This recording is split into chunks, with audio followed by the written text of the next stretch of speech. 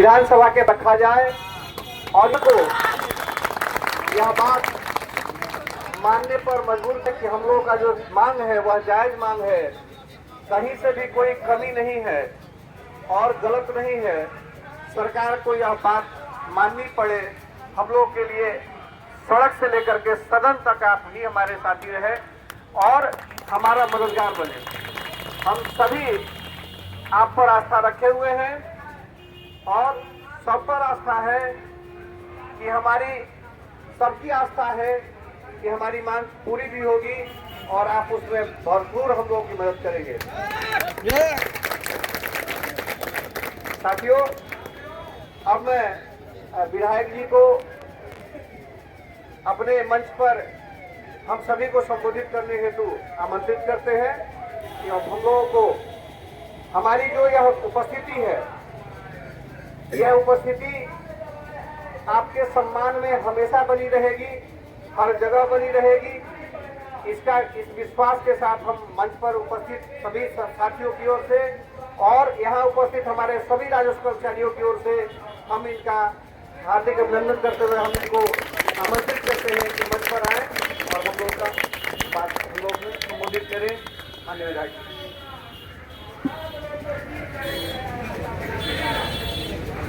बिहार राज्य भूमि सुधार कर्मचारी संघ जो गोकुल से संबंधित है, संबद्धता लिए हुए है, उसके आंदोलन में इतनी बड़ी तादाद में आए हुए आप सभी क्रांतिकारी साथियों को मैं अभिनंदन करता हूं, आप सबका स्वागत करता हूं और एक बार फिर से हम और आप एक संघर्ष में एक साथ आ गए हैं, इसके लिए सबको हम बधाई देते हैं।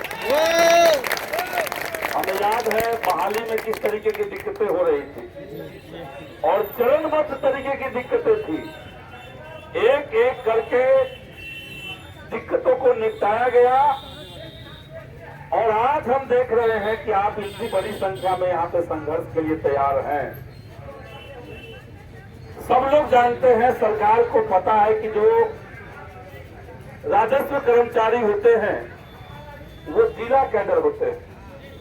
ये हमने विधानसभा में भी एकदम शुरुआत में जैसे ही आपकी बहाली हुई थी उसी समय हमने विधानसभा में इस मुद्दे को कहा था कि आप जिला कैडर को लेकर के बहाली करवाते हैं और अचानक से कहीं से किसी का बहाली कहीं कर दे रहे हैं। 200 300 किलोमीटर आप बहाल कर रहे हैं। आखिर मकसद क्या है? सरकार को फायदा क्या होगा?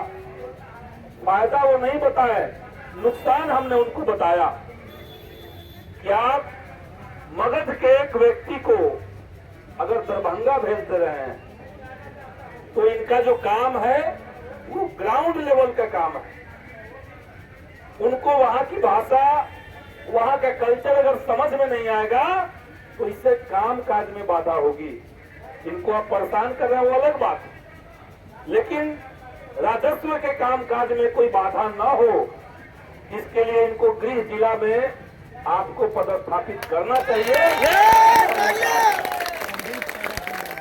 लेकिन देखिए, सरकार इतनी आसानी से नहीं समझती। भगत सिंह ने कहा था कि बड़ों को सुनाने के लिए धमाकों की जरूरत होती है और धमाका का मतलब धमाका ही नहीं होता है। जब हजारों की संख्या में नौजवान इकट्ठा हो जाए, अपने हक अधिकार की जब बात करने लगे, जब सच कहना शुरू कर दे, वही सबसे बड़ा धमाका इनके लिए हो जाएगा। इसके अलावा ग्रेड पे जो आप लोग को मिलता है वो भी बहुत नाइंसाफी वाला, वो भी 1900 मिल रहा है, उसको बढ़ा करके 2800 जैसे जो नियम है आप वैसे कीजिए। सौतेला व्यवहार क्यों कर रहे हैं किसी के साथ? बाकी राज्य में कुछ और है, बिहार में आप कुछ और कर दे रहे हैं। तो ये दो प्रमुख मांग, इसके अलावा हमने देखा कि और भी कई सारी मांगे हैं, लेकिन ये दो प्रमुख सवाल जो हैं आपके, इसको इस बार भी विधानसभा में हमने डाला है क्वेश्चन बना करके। लेकिन आप देखिए 7 दिन सदन चल चुका है, आज 7 तारीख हो गया, लेकिन सरकार ने एक नया पोर्टल बना दिया। अभी तक जो पोर्टल था उसमें सवाल जल्दी जल्दी आते थे। अभी 7 दिन के अंदर प्रमुख सवालों को सरकार ने हटा दिया, छांट दिया, पीछे वो आएगा। अभी सरकार कह रही कि 28 तक डेट है तो आएगा ना आपका सवाल।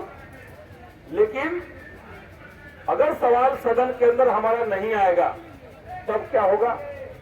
तब भी आपका बिहार विधानसभा में शून्यकाल के दौरान उठाएंगे, लेकिन अगर तो कर्मचारियों का ऐसा हम उठा करके मानेंगे। लिखित में और इस बार उनको जवाब लिखित में देना होगा। सवाल तर्क के साथ है तो उनको जवाब भी लिखित में देना होगा कि आखिर ऐसा क्यों कर रहे हैं। तो हम तो यही कहेंगे कि आपको संघर्ष करते हुए देख करके हमें अच्छा लग रहा है और इतनी बड़ी संख्या में लोग हैं। नहीं तो कई बार जब नौकरी लग जाती है तो लड़ना लोग छोड़ देते हैं, और लड़ना छोड़ दीजिएगा तो ये लोग जितना आपके हक अधिकार हैं सब नोच खाएंगे। ऐसी सरकारें होती हैं, ऐसे अधिकारी होते हैं। तो इसलिए आप संघर्ष कीजिए। आपके संघर्ष में हम एकदम शुरुआत से थे, विधायक बनने से पहले से थे, ये भी हम बताते रहे।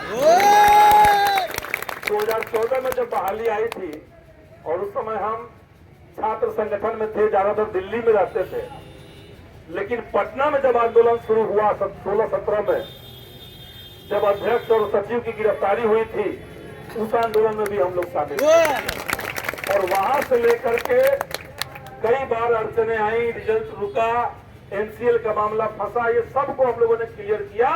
और अभी जो अधिकार बचा हुआ है उसको भी हम लोग लड़ करके लेंगे, हम आपको कहना चाहते हैं। और महासंघ गोट गुट तो हमारा घर का है, हम लोग भी उसी से जुड़े हुए हैं, महासंघ गोट गुट से किसी न किसी तरीके से। तो इसलिए आप सब लोग निश्चिंत रहिए, अपनी संख्या, अपनी एकजुटता से अपने हक और अधिकार के लिए इसी तरीके से संघर्ष को मजबूत बनाए रखिए। आप सदन के बाहर संघर्ष करते हैं तो सदन में जब हम लोग आवाज उठाते हैं उसको वहां ताकत मिलती है। अब वहां कहते हैं कि केवल हम नहीं बोल रहे हैं, हम जब यहाँ बोल रहे हैं तो गर्दनीबाग में हमारे तमाम नौजवान जो है उसी मांग को लेकर के लड़ रहे हैं। तो इसलिए सदन से सड़क तक की लड़ाई हम लोग इसी तरीके से मजबूती से उठाते रहेंगे और निश्चित तौर से हमारी जीत होगी। इसी शुभकामना के साथ सभी राजस्व कर्मचारी के तमाम नेतागणों को, तमाम हमारे दोस्तों को, तमाम हमारे युवा साथियों को, आप सबको बधाई देते हुए हम अपनी बात खत्म करते हैं। बहुत बहुत शुक्रिया। इंकलाब जिंदाबाद।